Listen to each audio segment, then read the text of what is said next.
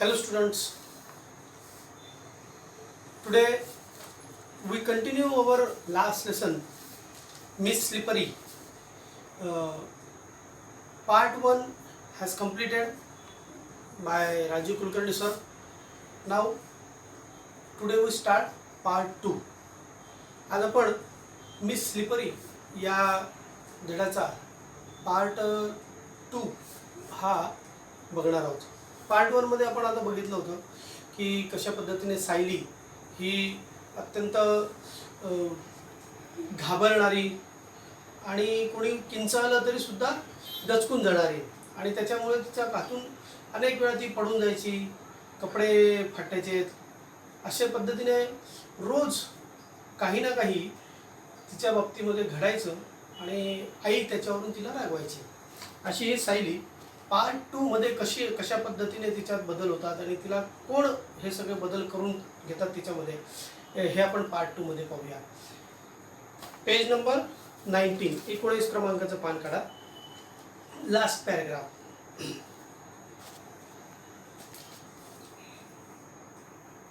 The bell had already rung when I reached the school. जेव्हा मी शाळेमध्ये पोहोचले, reach म्हणजे पोहोचणे. जे नवीन शब्द आहे किंवा अननोन शब्द आहे, तुम्हाला माहीत नसले शब्द, त्या शब्दांचा अर्थ लगेच लिहून घेत चला.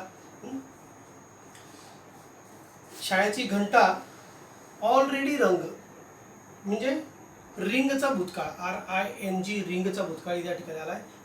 RUNG रंग, पास्ट टेन्स ऑफ रिंग. घंटा शाळेची वाजून गेलेली होती आणि जेव्हा मी शाळेमध्ये पोहोचले त्यावेळेस, म्हणजे याचा अर्थ तिला उशीर झालेला होता. The teacher was in the classroom. शाळेमध्ये वर्गात शिक्षिका ह्या उपस्थित होत्या. I sought permission to enter. Sought permission म्हणजे परवानगी मागणे. परमिशन म्हणजे परवानगी. सॉट परमिशन अनुमती मागणे. त्यांनी आपल्या शिक्षिकेला, वर्गात जे शिक्षिका होत्या त्यांना आत येऊ का, तुम्ही म्हणतात ना, may I come in sir, may I come in madam, आहे की नाही, त्या पद्धतीने तिने सुद्धा परमिशन मागितली. The teacher wore a frown on her face. बघा शब्द लिहून घ्या. Frown, FROWN. पुन्हा एकदा FROWN. फ्रोन याचा अर्थ आढ्या. फ्रोन ऑन हर फेस म्हणजे कपाळावर आढ्या पडतात ना आपल्याला, तशा आढ्या टीचरांच्या सुद्धा कपाळावरती पडलेल्या आहेत. त्या याचा अर्थ त्यांना ती उशिरा आल्याचा राग आला होता. आता पुन्हा बुवा ही मुलगी परत तशीच उशिरा आली, अशा पद्धतीने त्यांना एक कंटाळा आल्यावरती कसं आढ्या पडतात तशा पद्धतीने. त्याला शब्द आहे फ्रोन, FROWN. अशा टीचरांच्या कपाळावरती आढ्या पडल्या होत्या. But she let me enter and told me to see her in the teachers room. पण त्यांनी मला लेट मी एंटर, मला आत येऊ दिले म्हणजे वर्गामध्ये घेतले आणि म्हटल्या की to see her in the teachers room. आणि शिक्षकांची जी खोली असते त्या खोलीमध्ये मला येऊन तू भेट, अशाही त्या म्हणाल्या. After the class. आणि केव्हा भेटायचं, तर हा आपला तास झाला की मग तुम्हाला टीचर रूममध्ये येऊन भेट, अशा पद्धतीने त्यांनी तिला सांगितले. Her tone was not of annoyance and or अँगर. अनॉयन्स अँड अँगर हे दोघे शब्द समानार्थी वाटण्यासारखे आहेत, पण थोडासा फरक आहे.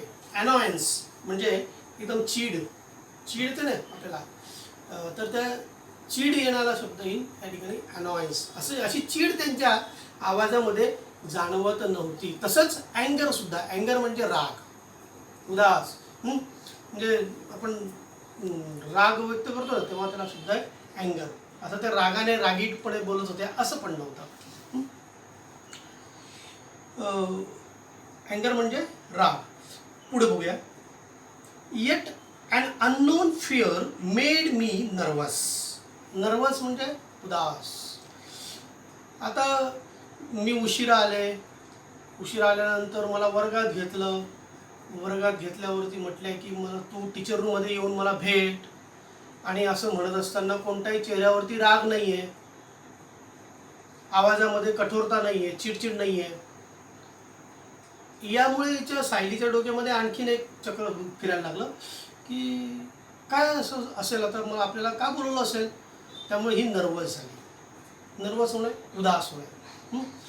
नर्वस म्हणजे उदास, अशा पद्धतीने ती या ठिकाणी तिची मानसिक अवस्था झालेली आहे. Reassuring myself that she was a kind hearted teacher and would not punish me. Reassuring म्हणजे स्वतःला खात्री करून घेणे. ॲश्युअर्ड म्हणजे खात्री करणे. त्याचं पुढे RE हा शब्द लावला, प्रिफिक्स असं त्याला म्हणतो आपण. असं RE रिॲश्युअर्ड असं म्हटलं की मग खात्री करून घेतली बाबा, मी पुन्हा एकदा खात्री करून घेतली. मनात भीती होती पण मग नाही, त्या टीचर तशा नाही आहेत. काइंड हार्टेड म्हणजे दयाळू मनाच्या, प्रेमळ आहेत. असा काइंड हार्टेड टीचर आहेत त्या, आणि त्यामुळे त्या आपल्याला पनिशमेंट करणार नाही. पनिश म्हणजे शिक्षा. असं स्वतःच्या मनाची पुन्हा एकदा खात्री करून घेत I reached the teachers room with hesitant steps. बघा, अशी स्वतःची खात्री केल्यानंतर सायली ही टीचर रूम मध्ये पोहोचली. रिच म्हणजे पोहोचणे, REACH. असाच उच्चार एका शब्दाचा आणखीन आहे, RICH. त्याचाही उच्चार रिच असा होतो, आणि हा REACH हा शब्द रिच, याचाही उच्चार रिच होतो. पण REACH रिच म्हणजे पोहोचणे, आणि RICH रिच म्हणजे श्रीमंत, उच्च प्रतीचे, असा त्याचा अर्थ. या ठिकाणी आपल्याला शब्दाला रीच हे क्रियापद आहे. म्हणजे या ठिकाणी ती आता टीचर रूममध्ये पोहोचलेली आहे. पण पोहोचताना कशी तिची अवस्था पुन्हा एकदा पहा. विथ हेजिटंट स्टेप्स म्हणजे काकू करत,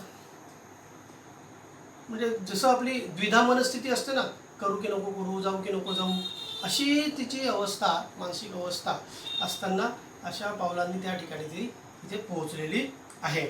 पुढचा परिच्छेद, next paragraph. The teacher greeted me with a smile and asked me to sit by her side. वा, बघा, टीचरने त्या ठिकाणी टीचर बसलेल्या होत्या आणि त्यांनी काय केलं, greeted me with a smile म्हणजे तिचं स्वागत केलं हसत. म्हणजे तिला रागवलं नाही त्यांनी त्या टीचर रूममध्ये आल्यावर तिला हसत हसत तिचं स्वागत केलं, म्हणजे तिला जवळ घेतलं. And asked me to sit by her side, आणि त्यांच्या बाजूला, टीचरांच्या बाजूला बसायला टीचरांनी सायलीला सांगितलं. Her tender tone turn my sighs into sobs. बघा, दोन शब्द आले या ठिकाणी परत जे महत्त्वाचे आपल्याला, सायज आणि सॉक्स. सायज SIGHS, सायज म्हणजे उसासा. आपण तोंड बंद करून रडतो ना, आतल्या रडतो, असं जे आपली स्थिती असते त्याला म्हणायचं सायज. अँड सॉफ्ट्स, हुंका देत रडणे, तोंड उघडलं जातं हुंका देताना, अशा पद्धतीने. आता असं कशामुळे घडलं, हर टेंडर टोन, टेंडर प्रेमळ, हळुवार, नाजूक, त्यांचा असा नाजूकसा आवाज, प्रेमळ आवाज, यामुळे या सायलीला जे तिचं छाती जी भरून आली होती तिची, म्हणजे तिला म्हणजे भीतीने ती रडू करत होती, पण टीचरांचा आवाज ऐकला, त्यांच्या प्रेमपूर्ण शब्द तिच्या कानावर पडले, त्यांनी अगदी प्रेमाने तिला जवळ घेतलं आणि सायली या ठिकाणी रडायला जवळजवळ लागलीच. She pulled her chair close to mine and patting me on the head said. त्यांनी काय केलं, सायलीला जवळ नाही घेतलं, स्वतः सायलीच्या जवळ गेल्या. Pulled her chair to mine, pulled म्हणजे ओढणे. त्यांची चेअर जी होती त्यांनी काय केली, सायलीच्या जवळ घेऊन गेले, म्हणजे त्या स्वतः सायलीच्या जवळ गेल्या आणि काय केलं, patting me on the head, आणि डोक्यावरती पॅट, पॅट म्हणजे थापा मारणे. थापा मारणे जेव्हा हाताने आपण जे असं असं करतो ना, जरा थोपटतो, असं थोपटणं त्यांनी तिच्या डोक्यावरती हळुवारपणे थोपटलं. जणू काही तिला रडू नकोस मी आहे अशा पद्धतीने तिला सांत्वन करत होते, तिला धीर देण्याचं काम टीचर त्या ठिकाणी करत होत्या. अँड सेड, आणि म्हटल्या, what makes you cry my child, कशामुळे तुला रडायला आलं. माय चाइल्ड म्हणजे माझ्या मुली, तुला कशामुळे रडायला आलं. I haven't said a word to you, मी तुला एक शब्दही बोलले नाही, म्हणजे मी तुला रागवण्याच्या अर्थाने, रागवण्याच्या अर्थाने एक शब्दही बोलले नाही. After a brief pause she continue, a brief pause, थोडा वेळ थांबल्या आणि पुन्हा कंटिन्यू पुन्हा त्या म्हटल्या. काय म्हटल्या. Tell me what your trouble is, मला सांग तुझी अडचण काय. Trouble, TROUBLE, trouble. ट्रबल म्हणजे काय, अडचण, तुझी समस्या. काय समस्या आहे, काय झालं मला सांग बरं, असे त्या म्हणायला लागल्या. Confined in me, for am I not like a sister to you. Confined, confined म्हणजे काय, की माझ्यावर विश्वास ठेव. कन्फाइंड टू मी, माझ्यावर विश्वास ठेव. आणि पुढे काय म्हणताय की फॉर, कशासाठी. Am I not like a sister to you, मी तुला तुझ्या बहिणीसारखी नाही का, माझ्यावर विश्वास ठेव. अशा पद्धतीने ती त्या अत्यंत गोड आवाजामध्ये तिला हळूवारपणे समजून सांगू लागल्या, धीर देऊ लागल्या. अ रेअर थ्रिल रॅन थ्रू माय एंटायर फ्रेम. अ रेअर थ्रिल, थ्रिल म्हणजे जो कंप, शरीरात कंप, थरथर कापतं आपलं शरीर, त्या पद्धतीने आपल्या शरीर, त्या सायलीच्या शरीरामध्ये असे कंपन व्हायला लागलेत. आणि त्या ठिकाणी ती काय म्हटली मग नंतर. For a moment I felt I should cling to her and cry. For a moment, moment म्हणजे क्षणभर, क्षणभर मला वाटलं. आय फेल्ट म्हणजे वाटणे. I felt I should cling to her and cry, की त्यांना क्लिंग म्हणजे पकडून, घट्ट पकडून घेणे, त्यांना घट्ट मिठी मारायची आणि खूप खूप खूप रडायचं, घट्ट मिठी मारून टीचरांना. पण काय बघा, of course I did not do so, नक्कीच मी तसं काही केलं नाही, वाटत होतं पण तसं काही केलं नाही. But I kept gazing at her with tearful eyes, पण हे सायली जी आहे ती टीचरांकडे केप्ट गेझिंग, गेज म्हणजे एकटक पाहणे, डोळ्यातून अश्रू येत होते आणि सायली एकटक टीचरांकडे पाहत होते. टेंडरली टीचर कंटिन्यू, अत्यंत कोमलतेने, मृदूतेने टीचरांनी पुन्हा बोलायला सुरुवात केली. Do you know the meaning of दीदी, तुला दीदीचा अर्थ माहिती आहे का. इट मीन्स एल्डर सिस्टर, याचा अर्थ आहे मोठी बहीण. दीदी म्हणजे काय, मोठी बहीण. टीचरांनी विचारलं आणि टीचरांनीच तिला त्याचा अर्थ पण सांगितला.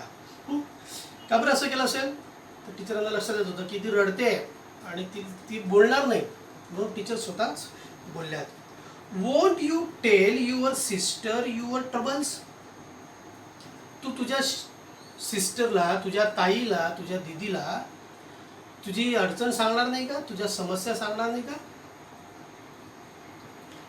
Amid shops I said, amid shops म्हणजे या सगळ्या हुंक्यांच्या मध्येच, आपण जसं रडताना मध्येच बोलतो ना, तसं रडता रडता मध्येच ती म्हटली.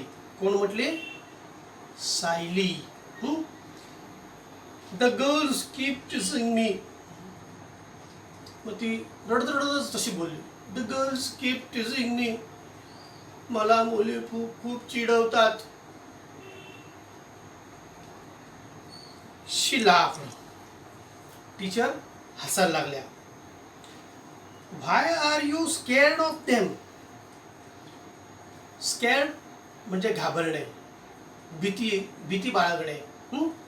तू त्यांना घाबरते कशासाठी? If you cry like this, तू जर अशी रडत राहिलीस, they will pester you all the more. Pester, PESTER, लिहून घ्या. PESTER, पेस्टर म्हणजे त्रास देणे. जर तू अशी रडत राहिली तर ते तुला अशाच त्रास देत राहतील. सो इग्नोर देम, म्हणून काय कर, लक्ष देऊ नको त्यांच्याकडे. इग्नोर म्हणजे लक्ष न देणे, दुर्लक्ष करणे. अशा पद्धतीने तू त्यांच्याकडे दुर्लक्ष कर. हु इज युअर फ्रेंड? आणि मग टीचरांनी आणखी एक पुढचा प्रश्न विचारला, तुझी मैत्रीण कोण आहे वर्गात? I shook my head and teacher smiled. आणि स्वाभाविकपणे सायलीची कोणीच मैत्रीण नव्हती, एकदम जिवलग मैत्रीण. सायली नेहमीच एकटी राहायची आणि म्हणून सायलीने कोणीने अशी नकारात्मक मान हलवली आणि टीचर पुन्हा एकदा हसल्या. It seem the teacher had poured her smile into my eyes. Like to be my friend, she said. यातून असं भासत होतं, टीचर जेव्हा हसल्या त्यातून असं भासत होतं, त्यातून असं लक्षात येत होतं, it seem the teacher had poured her smile into my eyes. माझ्या डोळ्यांमध्ये त्यांनी त्यांचं हास्य ओतलं. शब्दशः अर्थ असा आहे. मग याचा नेमका अर्थ काय आहे की तिच्या डोळ्यातले अश्रू, तिचं रडणं, तिची भीती हे सगळं घालवण्यासाठी म्हणून टीचर तिला आधार देत, तिला विश्वास देत त्या हसल्या. त्यांनी स्मित हास्य केलं आणि जणू काही तिचं रडणं हे अर्ध्यापेक्षा जास्त बंद झालं. अशा पद्धतीने टीचर हसल्या आणि तिला एक विश्वास निर्माण झाला. आणि त्या म्हटल्या पुढे, like to be my friend, she said. आणि त्या म्हटल्या, माझ्या मैत्रिणीसारखी हो तू. माझी मैत्रीण कशी असली पाहिजे? अशी रडकी असली पाहिजे का? नाही. घाबरणारी असली पाहिजे का? नाही. माझी मैत्रीण कशी असली पाहिजे? छान धीट असली पाहिजे, हसणारी असली पाहिजे. मग माझी मैत्रीण तू हसणारी असली पाहिजे तर तू रडू नकोस, असं त्यांना एक प्रकारे म्हणायचं होतं. आजचा आपण शेवटचा परिच्छेद बघू. द बेल रँग. आणि तेवढ्यातच शाळेची घंटा वाजली. सांगा बरं, रँग कोणत्या शब्दाचा भूतकाळ आहे? याच पॅसेजच्या सुरुवातीला आपण हा शब्द येऊन गेला होता, त्यावेळेस तुम्हाला सांगितलं होतं. मग आठवा.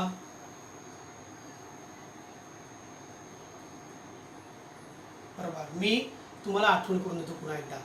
RING, रिंग म्हणजे वाजणे. त्याचा भूतकाळ RANG, रँग. द बेल रँग, शाळेची घंटा वाजली. शी रोज, त्या उठल्या. मॅडम उठल्या, तर त्यांना पुढच्या तासाला जायचं असेल वगैरे, त्यासाठी त्या उठल्या. With a tender pat on my back, she sed.